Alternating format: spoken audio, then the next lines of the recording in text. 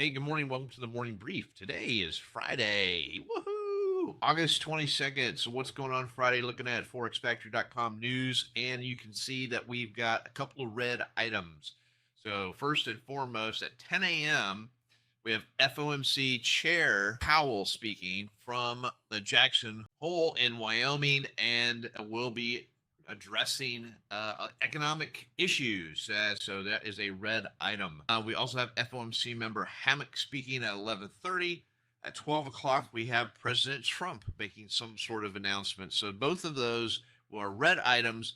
And of course, because the Jackson Hole Symposium is going on, there could be news that dribbles out. So it is a day to be aware of what is going on, especially that Fed Chair Powell is speaking at 10. So there you have it. That's the news for today. Looking forward to the charts. So what happened yesterday?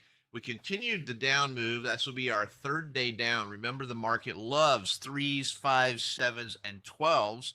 And so 3 days down, you would think that that would be that pattern, and we'll have a fourth day. The fourth day will be enough day. It doesn't necessarily happen that way, but it could. Also, you'll know that the lows from last Wednesday, low held overnight, and it was right at the 50% Fibonacci. So it looks like we're getting some support here right around 63, 65 ish area. It certainly looks like it could come down farther.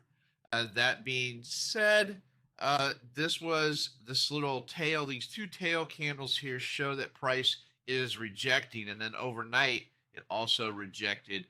We are below the 20-day moving average, but we are above the 50 and the 200, so still technically bullish.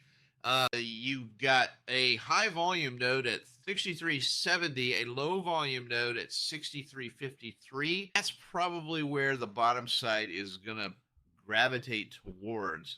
If we get some movement to the upside, there is a low volume node that is at 64, call it 64.20. That would be a very successful day. See how it all works out. Yesterday, volume back below average.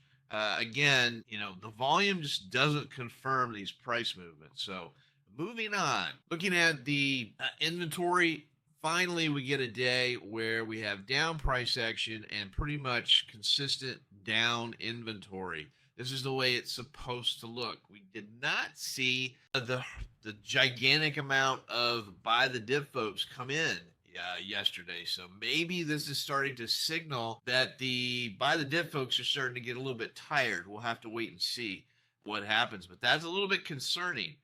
Moving on, the overnight action was approximately 42 points. 42 points. That is well above average. Average is 22 to 25. So a decent amount of volatility happened overnight. We can expect a lot of volatility during today, particularly around the Federal Reserve Chairman speaking. Where do we have support and resistance? On the top side, we've got some resistance around 64.20, 64.32, 64.46. On the bottom side, support, we've got some support around 63.70. We talked about that number earlier. 63.50, 63.40, 63.20, 63.10, and 6300. Of course, if we get going, there's a good bit of support underneath. And that is because we sort of backed and filled. What else we got for today? Stock Trader's Almanac is 52.4. 52.4, so a slight bias to the upside today. Remember, it's Friday. Don't blow all your profit from the week in one day. Take a little bit, go home. Make sure you end the week on a positive note. Hope you have a great day. Happy trading, and I'll see you Monday. Hey, thanks for watching the morning brief. Check out my website for more information, oneononetrading.com.